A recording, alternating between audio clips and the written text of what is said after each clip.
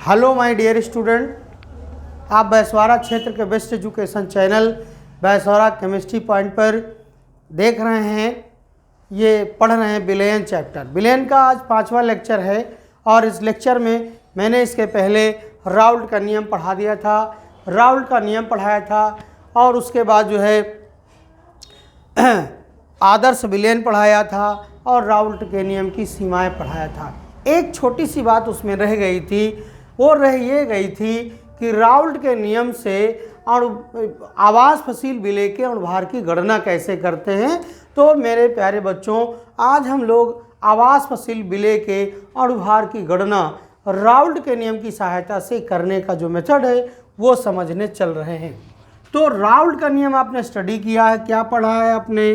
PO minus PS upon PO is equal to small n upon small n plus capital N। ये formula आपने पढ़ा था बच्चों। इस फार्मूले में जो नीचे दिया गया है, जो विलय का मोल प्रभाव आप देख रहे हैं, small n upon small n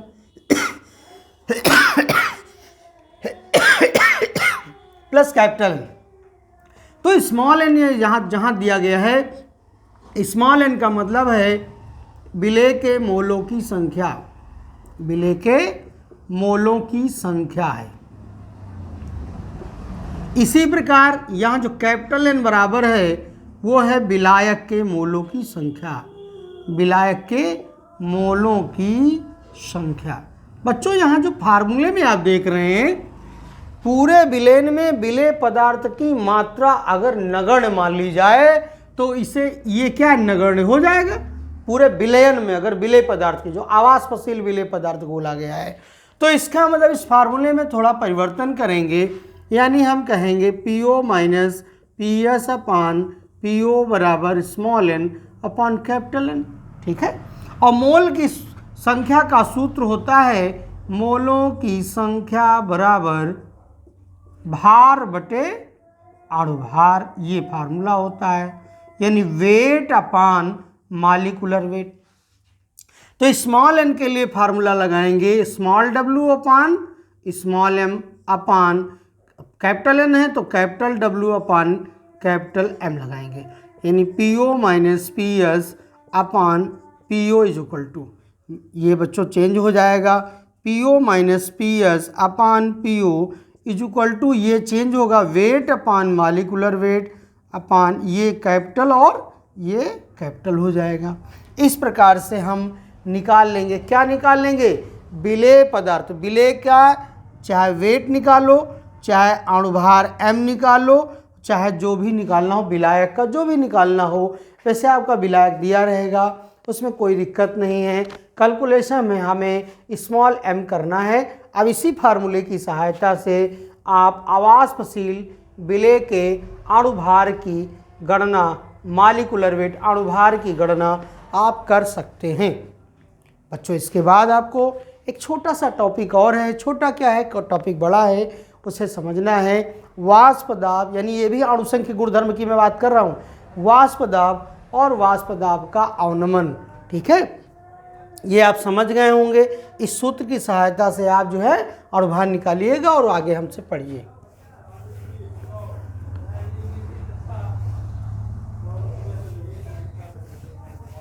देखिए वाष्प दाब,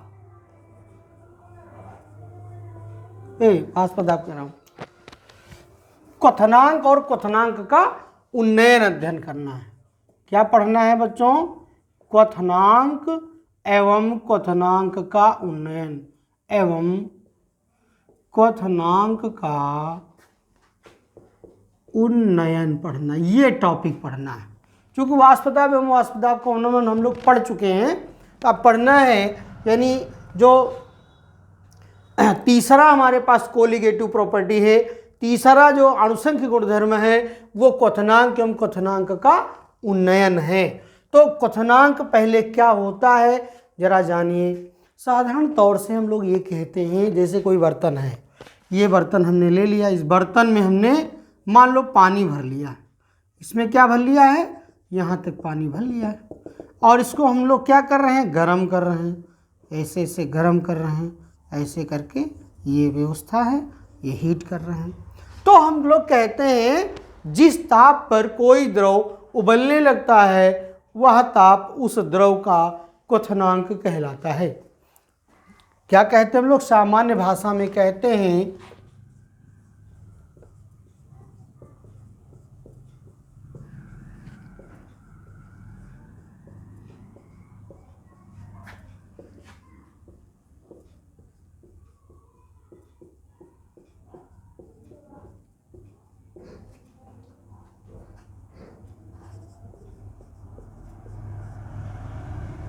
बस ऐसे यही सीधे लिख दो, क्वथनांक कहलाता है। बच्चों बहुत आसान है बात कह देना, लेकिन अब रसायन विज्ञान के हिसाब से यानी जो केमिस्ट्री की बात है उसमें जो सर्टिफाइड परिभाषा है जो वैज्ञानिकों ने दिया है उससे कैसे करते हैं, उससे कैसे हम इसको परिभाषित करते हैं, कैसे डिफाइन करते हैं, उसे समझना है। कहते हैं जिस ताप पर किसी द्रव का, यानी किसी द्रव को इतना गर्म करो, किसी द्रव को इतना गर्म करो कि वो जो है उसका वाष्प दाब वायुमंडलीय दाब के बराबर हो जाए। तो गर्म करोगे ताप बढ़ाओगे, जिस ताप पर किसी द्रव का वाष्प दाब वायुमंडलीय दाब के बराबर हो जाता है वह ताप उस द्रव का क्वथनांक कहलाता है। तो जैसे हम इसको गर्म कर रहे हैं, इसका जो वाष्प दाब होगा, इसका जो वाष्प दाब होगा ये अगर वायुमंडलीय दाब के बराबर हो जाए तो जिस टेम्परेचर, इसे थर्मामीटर लगा रखें, जिस टेम्परेचर पर ऐसा होगा वह ताप इसका क्या कहलाएगा बच्चों, क्वथनांक कहलाएगा। कन्फर्म है? आप समझ गए होंगे कि क्या है, जिस ताप पर किसी द्रव का वाष्प दाब वायुमंडलीय दाब के बराबर हो जाता है वह ताप उस द्रव का क्वथनांक कहलाता है।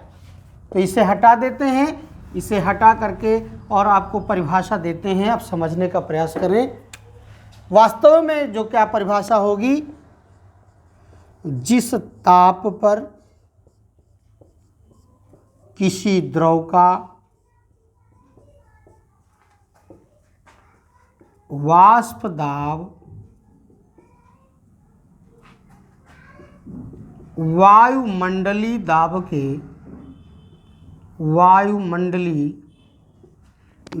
के बराबर हो जाता है क्वथनांक कहलाता है, क्वथनांक कहलाता है। या ऐसे भी कह सकते हो जिस ताप पर किसी द्रव का वाष्प दाब वायुमंडलीय दाब के बराबर हो जाता है वह ताप उस द्रव का क्वथनांक कहलाता है। चाहो तो यहां जोड़ सकते हो, वह ताप उस द्रव का क्वथनांक कहलाता है, क्वथनांक। ये इसकी परिभाषा होती क्वथनांक की। ठीक है, तो ये हो गई क्वथनांक की परिभाषा। अब हमें जानना है क्वथनांक का उन्नयन क्या है। उन्नयन माने बढ़ना, एलिवेशन ऑफ बॉइलिंग पॉइंट। तो क्वथनांक कैसे बढ़ जाता है इसे मैं अपनी भाषा में आपको समझाने का प्रयास करता हूँ। आप समझिए, देखिए क्वथनांक क्यों बढ़ रहा है, क्या कारण है कि क्वथनांक बढ़ जाता है। इसे आप नोट कर सकते हैं, नोट करना हो नोट कर लीजिए। तो मैं आपको ये बताने का प्रयास करूं कि क्वथनांक में उन्नयन क्यों हो जाता है, क्वथनांक बढ़ क्यों जाता है।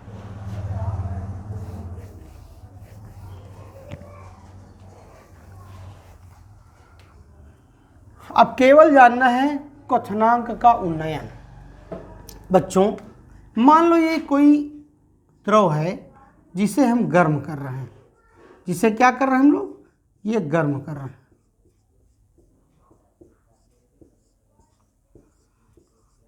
और ये द्रव जो था वो 100 डिग्री सेंटीग्रेड में उबलने लगा, 100 डिग्री सेंटीग्रेड पर उबल रहा था।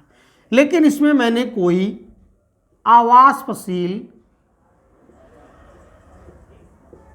एवं वैद्युत अनपघट्ट पदार्थ घोल दिया, वैद्युत अनपघट्ट पदार्थ इसमें डाल देते। जैसे ही डालते हैं वैसे ही उबलना कुछ देर के लिए रुक जाता है। उबलना क्या हो जाता है? रुक जाता है, रुक जाता है। इसका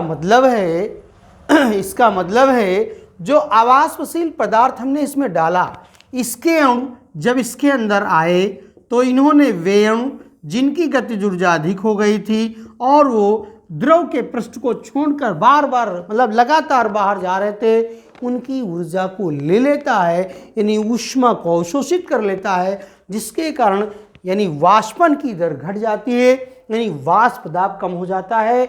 वाष्प दाब कम हो जाने के कारण यानी ऊष्मा अवशोषित कर लेते हैं तो वाष्प दाब भी घट जाता है और ये 100 डिग्री में ना उबल करके इन्हें मुझे इसके ऊपर 101 या 101 पॉइंट समथिंग डिग्री टेम्परेचर यानी इनके ताप में लगभग 1 या 1.25 या 1.5 डिग्री की बढ़ोतरी करनी पड़ जाती है। बस यही जो टेम्परेचर थोड़ा बढ़ाना पड़ जाता है, मुझे थोड़ा सा ऊष्मा ज़्यादा देनी पड़ती है, बस यही क्वथनांक का उन्नयन है। ठीक है, ये बात अगर आप समझ गए हैं तो आप अच्छी तरह समझ सकते हैं। किसी द्रव का ताप बढ़ाने से वह द्रव उस द्रव का वाष्प दाब धीरे धीरे बढ़ने लगता है और वो जो है उस ताप पर यानी ताप बढ़ाते रहने पर एक ऐसा समय आता है जब उसका वाष्प दाब वायुमंडलीय दाब के बराबर हो जाता है और वह द्रव धीरे धीरे उबलने लगता है। ठीक है, और अगर उस द्रव में कोई अवाष्पशील एवं वैद्युत नवघट्य पदार्थ घोल दिया जाता है तो उसका यानी जो है वाष्प दाब में कमी हो जाने के कारण इसके क्वथनांक में कमी हो जाती है। अतः उसे उबलने के लिए यानी क्वथनांक के बराबर वाष्प दाब को वायुमंडलीय दाब के बराबर करने के लिए ताप बढ़ाने की आवश्यकता पड़ती है। और यही कारण है कि जो है अवाष्पशील पदार्थ घोलने पर वाष्प दाब में कमी होने के कारण उसके क्वथनांक में उन्नयन हो जाता है, क्वथनांक में बढ़ोतरी हो जाती है। ठीक है, तो इसे क्या कहते हैं? मान लो अगर कोई शुद्ध विलायक है, किसी शुद्ध विलायक का क्वथनांक T0 हो और विलयन का क्वथनांक T हो, तो यहाँ सब लैंग्वेज लिख लीजिए, ऐसे नहीं, इसे समझने के बाद पूरी भाषा को लिख लेना है, लिख करके उसे आपको नोट करना है। आप लिखेंगे क्या? किसी द्रव को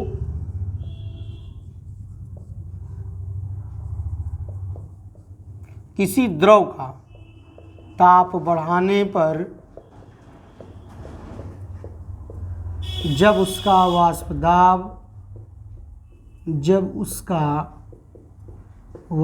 दाब वायुमंडलीय दाब के बराबर हो जाता है, वायुमंडलीय दाब के बराबर हो जाता है, तो वह उबलने लगता है। ठीक है, किसी द्रव में कोई अवाष्पशील पदार्थ घोलने पर उसका वाष्प दाब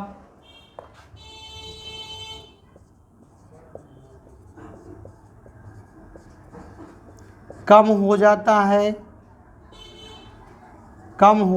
है, परिणाम स्वरूप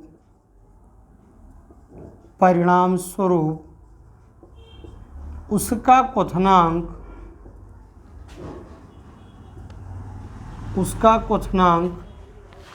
बढ़ जाता है। अच्छा, बढ़ क्यों जाता है? जब तक क्वथनांक बढ़ेगा नहीं, वाष्पन की दर नहीं बढ़ेगी। वाष्पन की दर नहीं बढ़ेगी तो वाष्प दाब वायुमंडलीय दाब के बराबर नहीं होगा, तो उसका क्वथनांक बढ़ जाता है, क्योंकि वाष्पन की दर बढ़ने से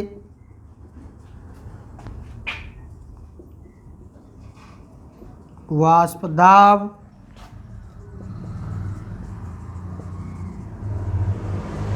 वायुमंडलीय दाब के बराबर हो जाता है। यही कारण है कि हमें उसका जो है ताप बढ़ाना पड़ता है, परिणाम स्वरूप क्वथनांक को बढ़ाना ही बढ़ाना है। ठीक, तो क्वथनांक बढ़ जाता है क्योंकि वाष्पन की दर बढ़ने से वाष्प दाब वायुमंडलीय दाब के बराबर। लेकिन यहाँ पे एक बात है, क्वथनांक पहले घटता है, हम बाहर से ऊष्मा दे करके उसका क्वथनांक मतलब बढ़ाने का प्रयास करते हैं, इसलिए बढ़ाने का प्रयास करते हैं कि वाष्पन की दर बढ़ जाए और वाष्प दाब वायुमंडलीय दाब के बराबर हो जाए। तो यहाँ लिखना ये चाहिए, वाष्प दाब कम हो जाता है। जब वाष्प दाब कम हो जाएगा तो वाष्प दाब यानी क्वथनांक घट जाता है। यहाँ लिखना चाहिए घट जाता है। क्या हो जाता है? घट जाता है। ठीक, और यहाँ क्योंकि नहीं, यहाँ होना चाहिए, देखो थोड़ा सा बात, थोड़ी गलत बात लिख गई है, मतलब थोड़ा सा सही नहीं, चूँकि उसका परिणाम स्वरूप उसका क्वथनांक कम हो जाता, घट जाता है। आता है ताप बढ़ाकर, यानी बाहर से ताप देंगे ना, क्वथनांक बढ़ाने पर आता है, क्या करें हम, अच्छा ठीक, आता है ताप बढ़ाने से वाष्पन की दर बढ़ जाती है, वाष्पन की दर बढ़ जाती है,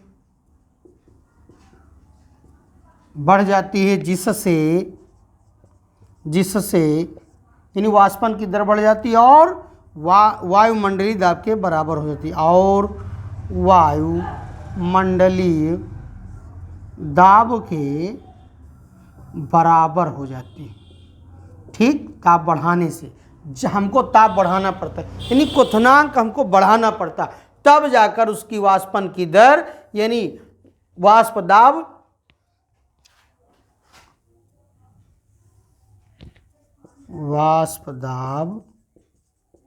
वायुमंडलीय दाब के बराबर हो जाता है, वायुमंडलीय दाब के बराबर हो जाता है,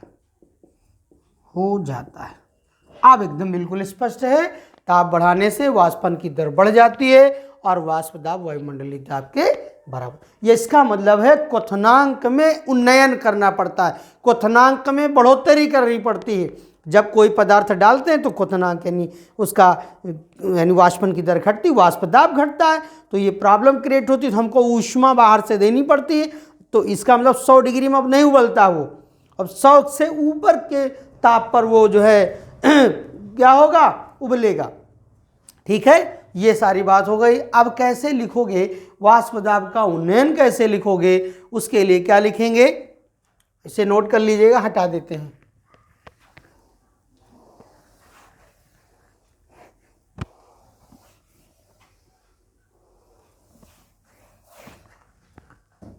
यदि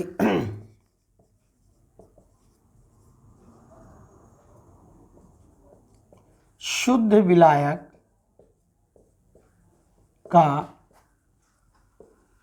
क्वथनांक T0 तथा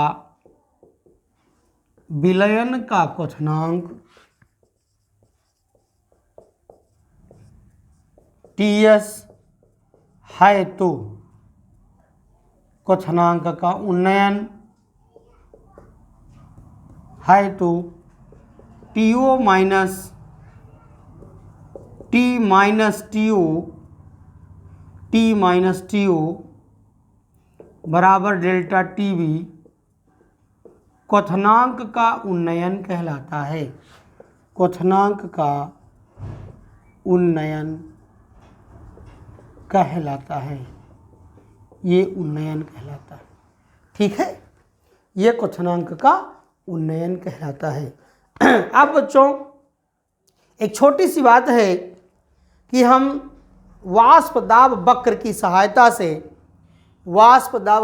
सहायता से ये सिद्ध करना चाहते हैं कि जो क्वथनांक का उन्नयन है वो एक अणुसंख्यिक गुणधर्म है। हम ये सिद्ध करना चाहते हैं कि जो क्वथनांक का उन्नयन है वह एक कोलिगेटिव प्रॉपर्टी है। तो आप देख रहे होंगे ये वाष्प दाब वक्र बने हुए हैं। ये आपके पास जो है विलायक का है, ये विलायक का वाष्प दाब वक्र है और ये विलयन का वाष्प दाब वक्र है। विलयन का आपके सामने चित्र बना हुआ मैंने पहले से बना रखा है ताकि आपको सिद्ध करके बता सकें कि क्वथनांक का जो उन्नयन है वह एक कोलिगेटिव प्रॉपर्टी है। आप इस वक्र में देख रहे हैं कि विलायक का वाष्प दाब वक्र ए और विलयन का वाष्प दाब वक्र बी दोनों पैरेलल हैं, दोनों समांतर वक्र हैं, यानी समांतर वक्र बने हुए हैं। एक चीज और इसमें आप देख रहे हैं, यही भाषा जो मैं बोल रहा हूं इसे आपको लिखना है कि विलायक का वाष्प दाब वक्र और विलयन का वाष्प दाब वक्र दोनों समांतर वक्र हैं। फिर दूसरी बात आपको इसमें बतानी है कि विलयन का वाष्प दाब हमेशा विलायक के वाष्प दाब से कम होता है, क्योंकि विलयन का वाष्प दाब वक्र हमेशा ऑलवेज विलायक के वाष्प दाब वक्र के नीचे रहता है। ठीक है। उसके बाद आपको तीसरी बात ये बतानी है कि जो है ताप T0 यानी विलायक और विलयन के जो वाष्प दाब हैं क्रमशः T0 पर जो है PS है और विलयन का जो वाष्प दाब है वो T0 पर कितना है, PS है। ठीक है। तो हम लिखेंगे ताप T0 पर क्रमशः विलायक और विलायक एवं विलयन के वाष्प दाब क्रमशः PO क्या है, PO और PS है, PO और PS है।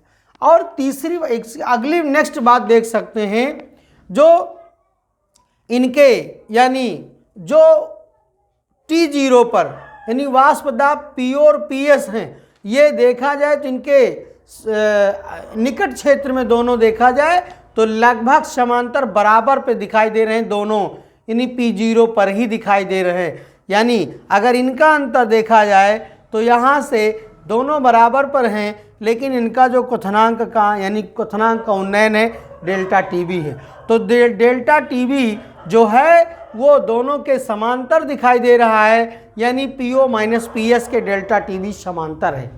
ठीक है। तो अति निकट क्षेत्र इसको हम लोग बोलते हैं, हम लोग कहते हैं क्वथनांक का उन्नयन जो है यानी क्वथनांक के निकट क्षेत्र में, यहाँ लिखेंगे क्वथनांक के निकट क्षेत्र में क्या है, क्वथनांक के निकट क्षेत्र में कहते तन विलयनों के लिए वाष्प दाब वक्र, तनु विलयनों के लिए वाष्प दाब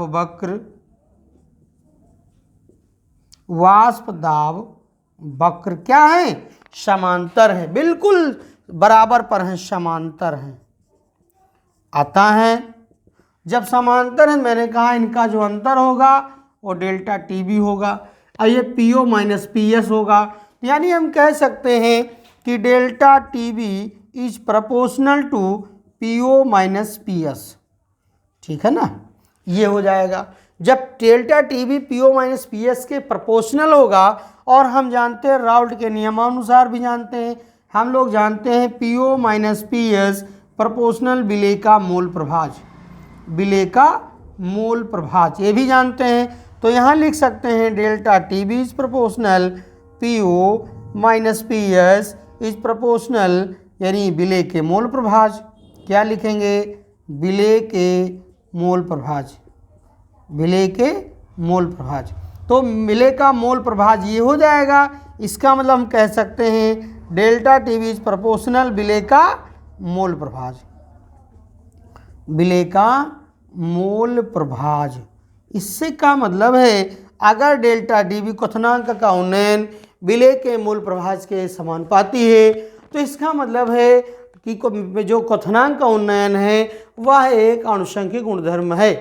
ठीक है। इस तरह से ये पार्ट इसका यहाँ से ख़त्म हो जाता है, यानी क्वथनांक और क्वथनांक का उन्नयन ये पूरा हो जाता है। और नेक्स्ट इसका जो छोटा सा टॉपिक है वो अगला टॉपिक हमारे पास है क्वथनांक उन्नयन से अणुभार की गणना। छोटा सा टॉपिक है क्वथनांक उन्नयन से अणुभार की गणना। और उससे भी पहले बच्चों में एक छोटा सा और टॉपिक और बता देना चाहते हैं, क्वथनांक उन्नयन और विलयन की मोललता में संबंध एक छोटा सा टॉपिक है, उसे भी जान लीजिए। दो छोटे छोटे नन्हे नन्हे टॉपिक हैं, उन्हें भी ज़रा देख लीजिएगा। क्वथनांक उन्नयन और मोललता में संबंध, यानी विलयन की मोललता में संबंध, जरा देख लीजिएगा।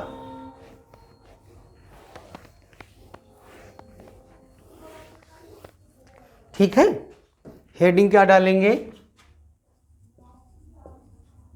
क्वथनांक उन्नयन और आवाष्पशील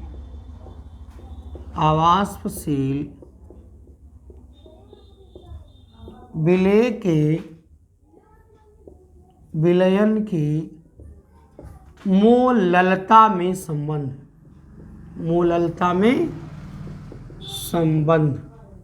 तो इनके दोनों के बीच में जो रिलेशन है वो क्या है? कहते हैं जो क्वथनांक का उन्नयन है वो विलयन की मोललता के समानुपाती होता है।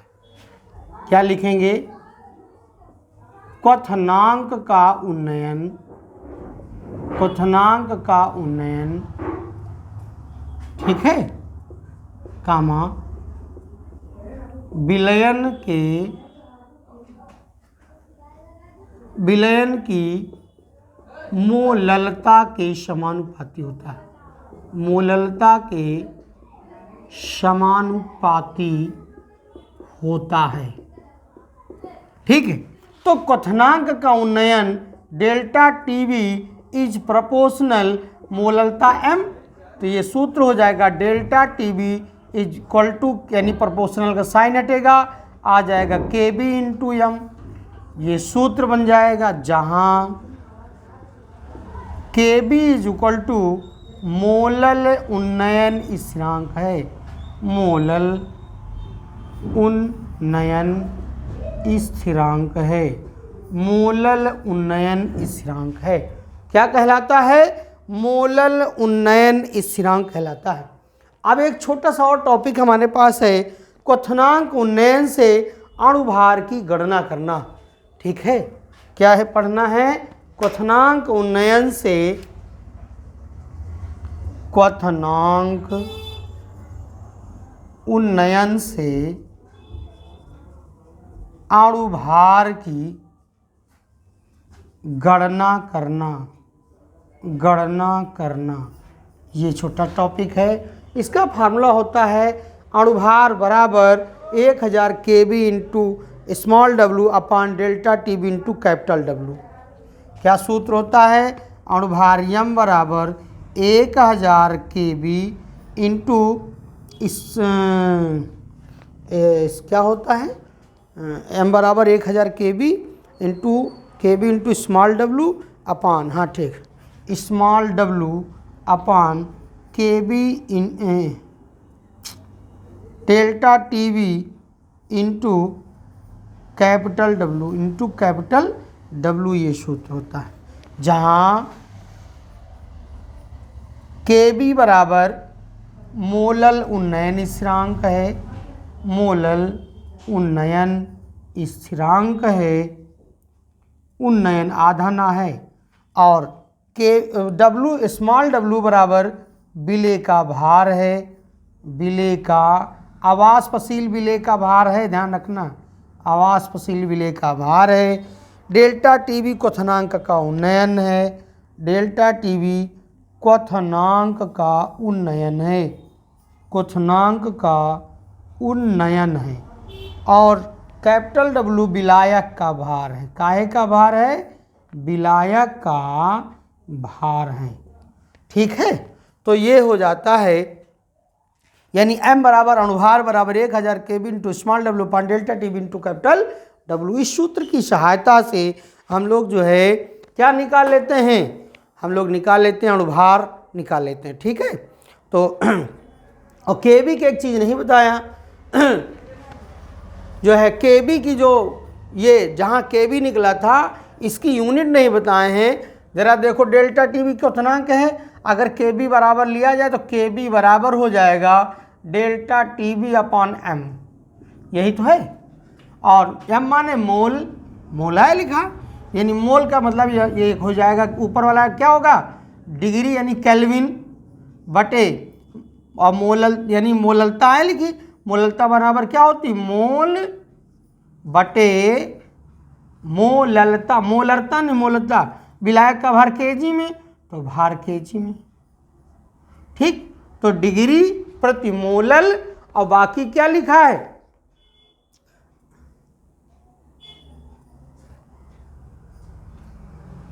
अरे ऐसा करो मोल न लिख के इसको आप हाँ ऐसे लिख सकते हो, देखो ऊपर डिग्री केल्विन होगा ही, ठीक, इंटू ऊपर ले जाके मोलल इनवर्स, मोलल इनवर्स ऐसे दिखा दो।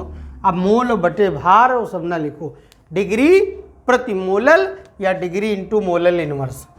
ठीक है, डिग्री इंटू यानी केल्विन इंटू मोलल, केल्विन आ लिखा kelvin into molal inverse, degree molal inverse या केल्विन, डिग्री माने डिग्री सेंटीग्रेड या केल्विन में ले रहे हैं केल्विन इंटू बस। ठीक है, मोल यानी मोलल इनवर्स। ये सारी बात हो गई। और अब नेक्स्ट टॉपिक आप पढ़ोगे हिमांक का अवनमन, इसे नेक्स्ट लेक्चर में दे देंगे। तब तक आप अध्ययन करते रहें, पढ़ाई बहुत ज़ोर शोर से करिए, मेहनत करिए। बिना मेहनत के बच्चों कुछ नहीं है, बिना मेहनत के कुछ मिलेगा नहीं, परीक्षाएं बहुत नज़दीक हैं। ठीक है, इसी के साथ धन्यवाद।